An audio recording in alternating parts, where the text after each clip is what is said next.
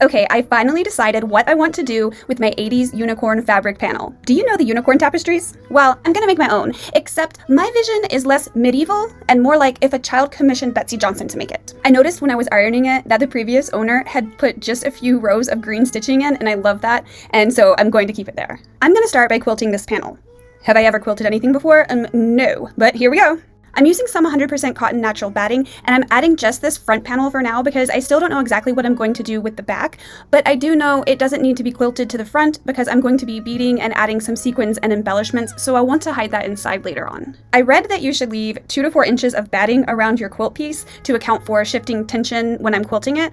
Am I terrified I didn't leave enough? Yes, I am. But do I also know I can always figure it out later? Yes, I do. I also know you're supposed to start in the center. I learned that I'll be doing what is called an outline quilting around the design.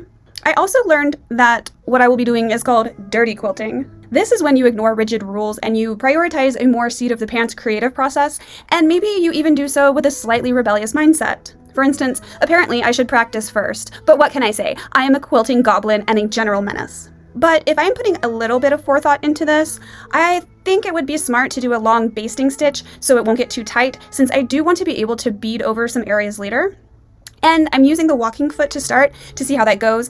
I have a free motion foot, but I'm not anywhere near comfortable enough to use it now without getting frustrated, so I'm going to save that for another time. And yes, I decided I'm going to switch thread colors to match with the colors of the design. I thought since I had already stabilized this area with my stitching that it would be okay to switch to a satin stitch foot so I could see more of what I was doing, but I don't think it works well because I tend to have a heavy hand, and without the walking foot governing me, I kind of just pulled it too much, so I think back to the walking foot for now. No biggie.